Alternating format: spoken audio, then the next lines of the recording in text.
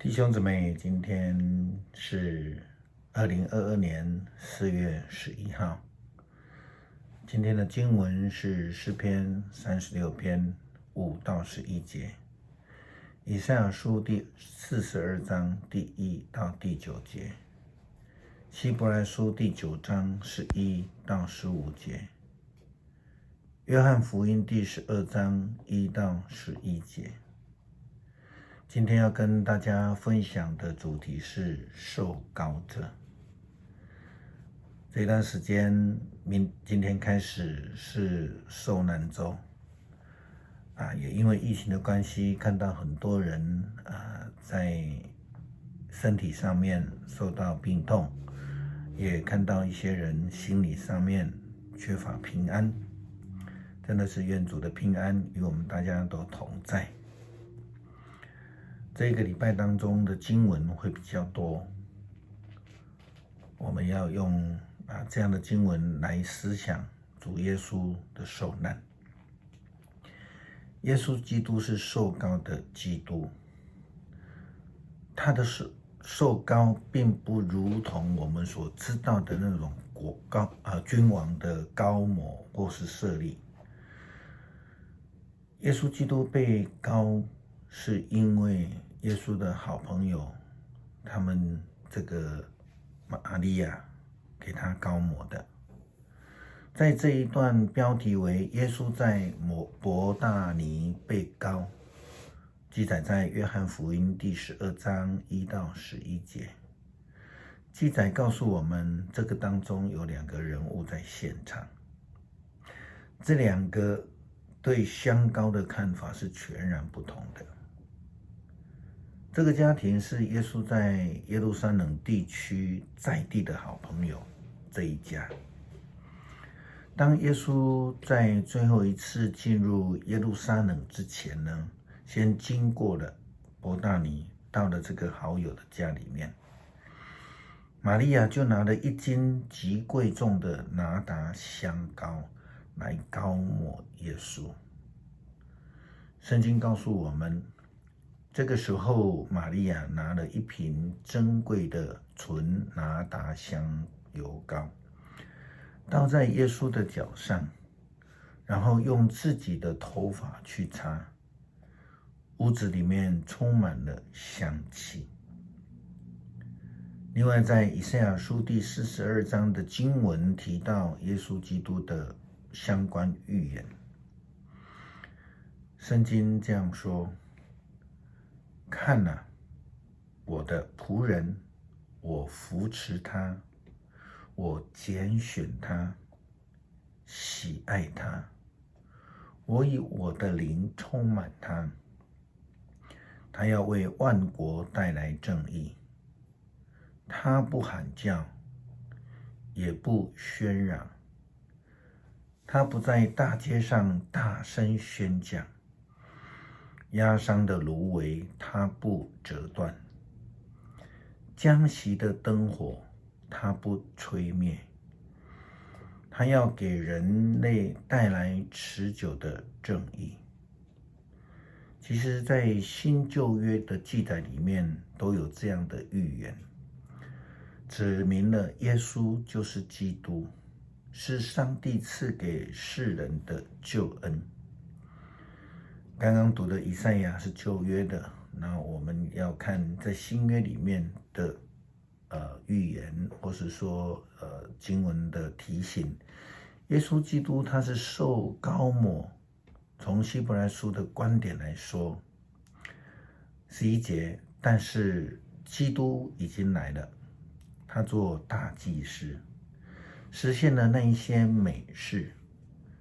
他的圣幕更大更完全，不是人手所造的，就是说不是这被造的世界的一部分。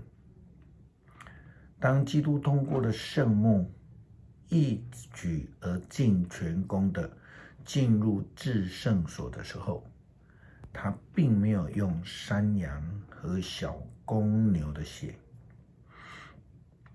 和焚烧了的母牛的灰，撒在那些礼仪上不洁净的人身上，能够清除他们的污秽，使他们净化。那么基督的血所能成就的，岂不是更多吗？接着那永恒的灵，他把自己当作完整的祭物献给上帝。他的血要净化我们的良心，除掉我们的腐败行为，使我们得以侍奉永活的上帝。因此，基督成为这新约的中间人，为要使上帝所呼召的人能够领受他所应许永恒的福祉。这事的成就是借着死，这死释放了他们头一个约下所犯的罪过。受膏的耶稣成了大祭司，成了代罪羔羊，成了基督弥赛亚。他是永生上帝的儿子。在伯大尼拉撒路的家里面所发生的膏抹事件，我们刚刚提过，有2个重要的人物。第一个当然是拿出香膏的玛利亚，她将最贵重的物品献给了耶稣基督。另外一个呢是犹大，从他的角度，他也是看中了拿达香膏的价值。他说，为什么不拿这香油膏去卖300块银子来分给穷人呢？但是写约翰福音的约翰，他明白的说，犹大并不是真心的关心贫穷的人，而是因为他在乎金钱。后来犹大就是为了相同的金额出卖了耶稣基督。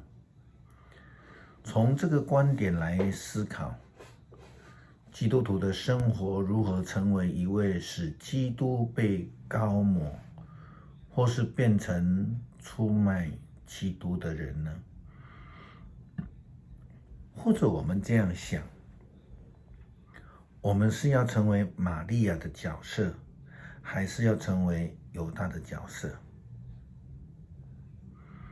在最后晚餐的桌子旁边，耶稣这样子跟门徒说，你们中间有一个人要出卖我了。门徒们就纷纷的问说，是谁呢？或者他们问说，是我吗？是我让主再度的受羞辱吗？是我们要成为玛利亚一样的，用香膏膏抹耶稣基督，就是用我们的生活，使得满室生香，有好的见证呢？诗篇36篇第5到11节，上主啊，你不变的爱上达诸天，你的信实高入云霄，你的公义像大山势立，你的判断像深渊难测。上主啊，人和牲畜你都看顾。上帝啊，你不变的爱多么宝贵！人都在你的翅膀下找到庇护，他们在你家中享受盛宴。你给他们喝你那喜乐的泉水，你就是生命的泉源。在你的光照中，我们得见光明。求你不断的眷顾认识你的人，求你继续善待正直的人，别容许骄傲的人欺负我，别让作恶的人赶逐我。感谢上帝赐下耶稣成为世人的救赎。感谢耶稣，因为你的谦卑顺服而将十架的恩典赐给了我们。